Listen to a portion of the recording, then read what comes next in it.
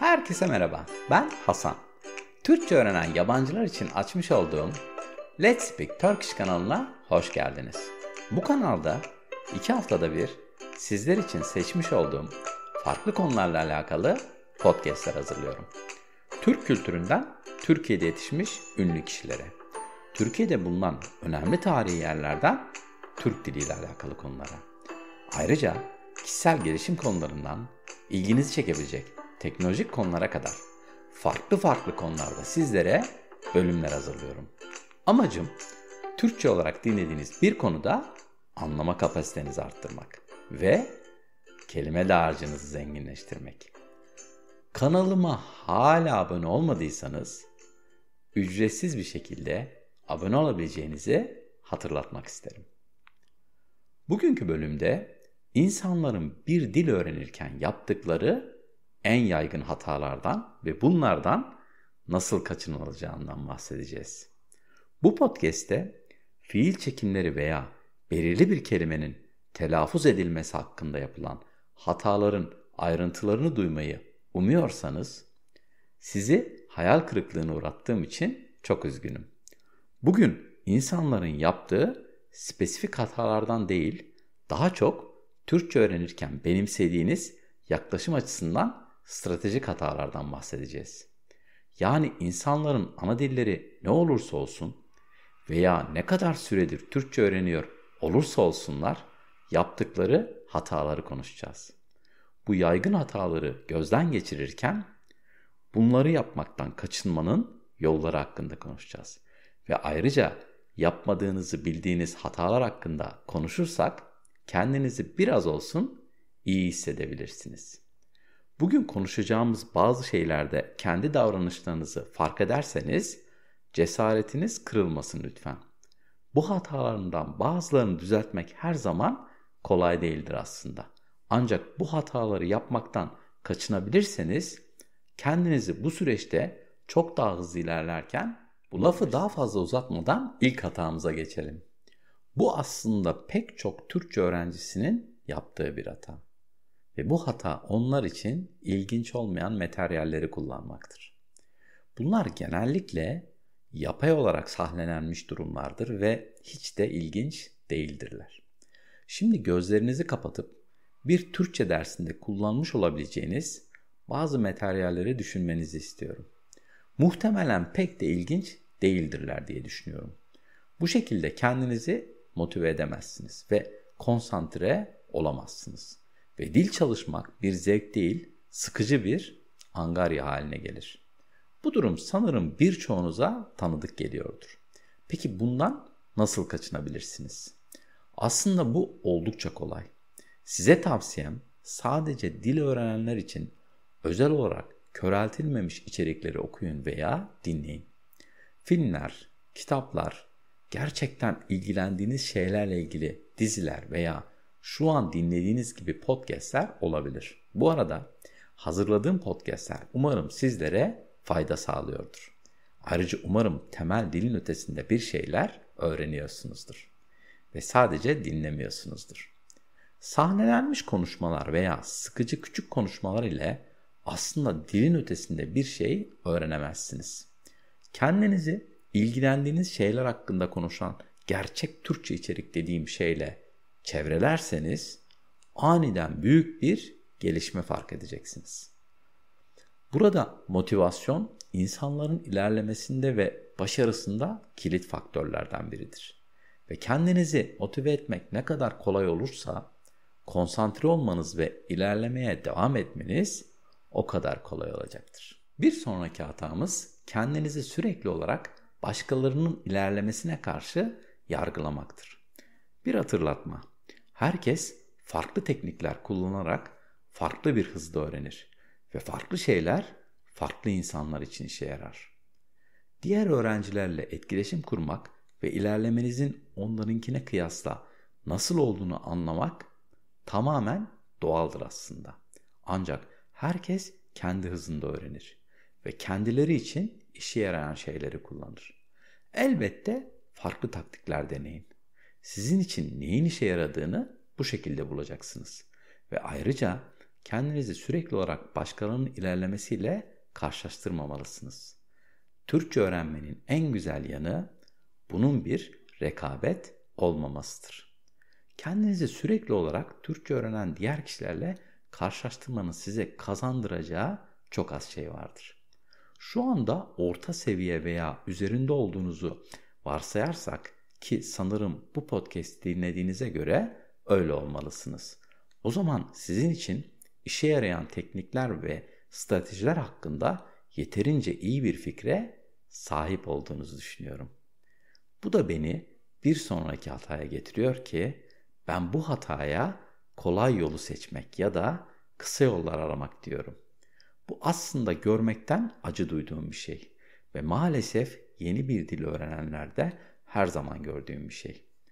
İnsanlar her şey için bir kısa yolu arıyor maalesef ve pek çok insan dili öğrenmek için gerçekten zaman harcamak zorunda kalmayacakları anlamına gelecek kısa yollar aramak için saatler harcıyor gibi görünüyor.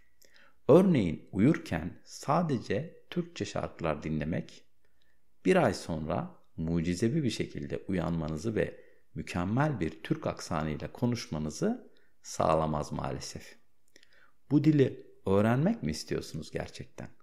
Şunu unutmayın, her dili olduğu gibi Türkçe öğrenmek de zaman alır ve bu zamanı zevk alarak geçirmelisiniz. Kısa yolları aramaktan kaçının lütfen. Bu şekilde düşünmek olayı tamamen yanlış bir çerçeveye oturtmaktır. Bunun yerine gerçek dil öğrenme sürecini kucaklamalısınız. Kendinize ilk etapta neden Türkçe öğrendiğinizi hatırlatın. İş bulmak, iş arkadaşlarınızla temel konulardan daha fazlasını konuşabilmek veya Türkçe konuşulan bir ülkede kendinizi daha rahat hissetmek için olabilir mesela. Aklınızdaki hedefi kendinize ara ara hatırlatın ve ardından kısa yollar aramayı bırakın ve gerçek öğrenme sürecini kucaklayın. Bir sonraki hatanız ki bu hata hemen hemen herkesin belli bir dereceye kadar müzdarip olduğu bir şeydir. Hata yapma korkusu. Şimdi size bunu aşmanıza yardımcı olmak için yapabileceğiniz birkaç ipucu vereceğim. Yapmanız gereken ilk şey neden korktuğunuzu ve bu korkuyu aşmak için neler yapabileceğinizi düşünmektir. Türkçe konuşurken kendinizi farklı bir insan gibi hissetmeniz tamamen doğaldır. Kendinizi aynı şekilde ifade edemezsiniz. Aslında en akıcı Türkçe öğrenenler veya uzun yıllar Türkçe konuşulan ülkelerde yaşamış olan insanlar bile genellikle kendilerini ana dillerinde konuştukları gibi ifade edemezler. Farklı bir insan gibi hissedersiniz. Ana dilinizde konuşurken yapabileceğiniz şekilde iletişim kuramazsınız. Bu yüzden konuşmaktan korkmak son derece doğaldır. Hata yapmaktan korktuğunuz için yeni bir yapı ya da kelime denemek yerine başınızı aşağı yukarı sallayarak hoş bir şekilde onaylamak neredeyse her zaman daha kolaydır. Ancak denemeden öğrenemezsiniz. Ve eğer amacınız öğrenmekse ki öyle olmalı, o zaman bunu yapmazsanız öğrenemezsiniz. Bugün bahsedeceğimiz son hatamız aslında pek çok insanın yaptığı bir hata ve bu hata ana dili Türkçe olanlar için de geçerli maalesef. Bazı ülkelerden insanlar bu konuda özellikle müzdarip. Bu yüzden ne yazık ki İspanyolca konuşan dinleyicilerimi ayrı tutacağım. Genellikle çok hızlı konuşuyorsunuz, biliyorum. Ancak bu hemen hemen her ülkeden insanların yaptığı klasik bir hatadır aslında. Akıcılığı konuşma hızınızla bir tutabilirsiniz. Ancak aslında bunun akıcı bir yanı yoktur. Ana dili Türkçe olmayan biri olarak ana dili Türkçe olmayan başka bir kişinin çok hızlı Türkçe konuştuğunu görebilir ve buna akıcılık veya yüksek Türkçe seviyesi diye düşünebilirsiniz. Ancak aslında çoğu zaman durum bunun tam tersidir. Pek çok insan çok hızlı konuşmaya çalışır ve sonunda daha yavaş konuşsalar yapmayacakları hataları yaparlar.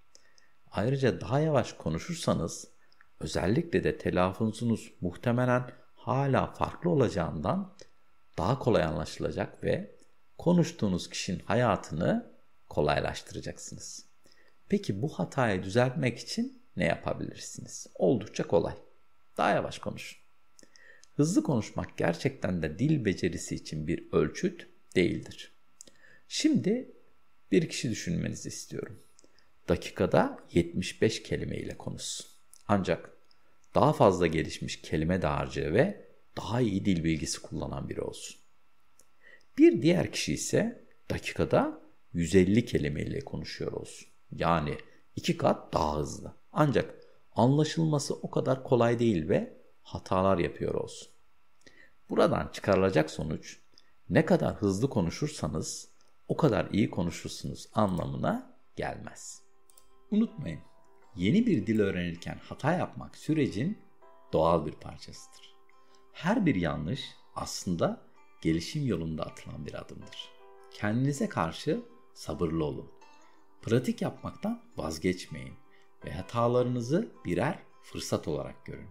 Sonuçta her öğrenme deneyimi sizi hedefinize biraz daha yaklaştıracak. Son bir hatırlatma. Bugün yaptığınız hatalar yarının akıcı konuşmalarının temelini atıyor. Kendinize güvenin. Dil öğrenmenin keyfini çıkarın ve yolculuğun tadını çıkarın. İşte şimdi kendi görüşleriniz ve yorumlarınız için sizleri yorumlar kısmında bekliyorum. Ayrıca eğer kanalıma abone olursanız toplam 80 civarı birbirinden farklı konuda yapmış olduğum podcastleri dinleyebilirsiniz. Ayrıca bölümün sonunda transkripte ve önemli kelimelerin açıklamasına da ulaşabilirsiniz. Podcastlerin hemen hemen hepsinde Türkçe altyazı olduğunu da hatırlatmak isterim. Ayrıca Türkçe hariç toplam 8 dilde altyazıya ulaşabilirsiniz. Eğer kanalıma abone olma konusunda henüz karar veremediniz ve bir şekilde bana destek olmak istiyorsanız bu durumda bu bölümü beğendiyseniz bir like veya yorum bırakabilirsiniz. Sizin için en fazla yarım dakika sürecek olan bu süreç kanalımın daha fazla Türkçe öğrenen kişiye ulaşmasına yardım edecektir.